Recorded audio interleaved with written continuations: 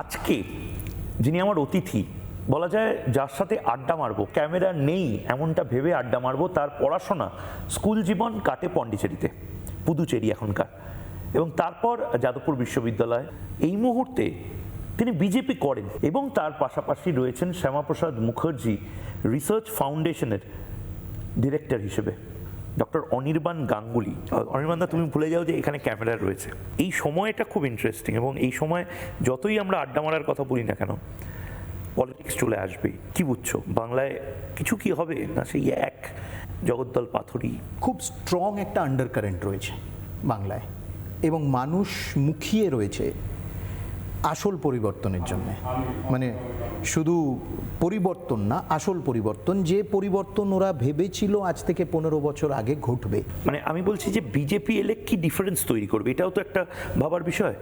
মানে তৃণমূল কংগ্রেস তো 1,500 টাকা দিচ্ছে, ভাতা দিচ্ছে, সুযোগ দিচ্ছে, বিজেপি এলে আলাদা কি হবে?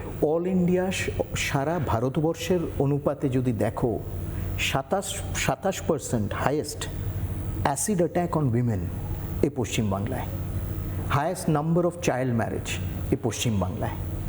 অর্থাৎ তৃণমূল কংগ্রেস কি দিচ্ছে না দিচ্ছে, আমার খুব ভালো লাগলো সেদিন দেখলাম যে মানে আঞ্চলিক দলের সর্বভারতীয় সাধারণ সম্পাদক তিনি রিপোর্ট কার্ড পেশ করছেন। ভালো, এই ধরনের রাজনীতি হওয়া উচিত।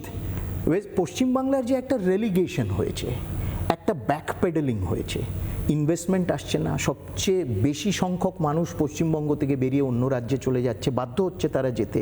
এই যে সুপার স্পেশালিটি হাসপাতাল এবং নতুন বিশ্ববিদ্যালয়, রেন্টেড অ্যাকোমোডেশন থেকে বিশ্ববিদ্যালয়গুলো চলছে, তার কোনো ইনফ্রাস্ট্রাকচার বাংলায়, পশ্চিমবাংলায়।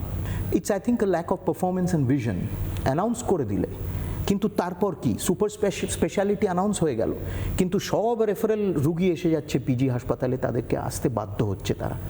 কেন? তোমার ডাক্তার নেই, ইকুইপমেন্ট নেই, র্যাম্পেন্ট কালোবাজারি চলছে। একই কথা তো তোমরা বলছো, কিন্তু আলটিমেটলি হ্যামার করছে না ব্যাপারটা। মানুষ বুঝছে, কিন্তু পশ্চিমবঙ্গে গত 50 বছর, আমি যদি বাম আমলটাও নিই, এবং এখন একটি অতি বাম আমল চলছে এখানে। তৃণমূল অতি বাম আমল চলছে। অতি বাম আমল চলছে অর্থাৎ একটি ভয়ের পরিবেশ, যেখানে মানুষ নিজেকে ব্যক্ত করতে ভয় পায়, সে তার নিজের মতামত প্রকাশ করতে পারছে না। এখান থেকেই তো ভাঙড় তো খুব একটা দূর না। 2024-এ সেখানে গিয়ে বলা হয়েছিল যে, বিভিন্ন জায়গায় বলা হয়েছিল তৃণমূল কংগ্রেস যদি হারে লোকসভার সময়, এই বিধানসভায় যদি হারে বা এই পঞ্চায়েত এলাকায় যদি হারে, তাহলে তোমাদের এই সব বন্ধ, সুযোগ সুবিধে যেটা রাজ্য থেকে, সরকার থেকে দেওয়া হচ্ছে, সব বন্ধ হয়ে যাবে।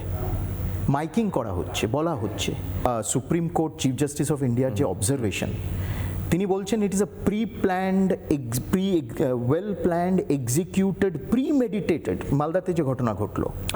নানা ধরনের কন্টেন্ট দেখার জন্য লাইক করুন, শেয়ার করুন আমাদের ফেসবুক পেজ, সাবস্ক্রাইব করুন আমাদের ইউটিউব চ্যানেল।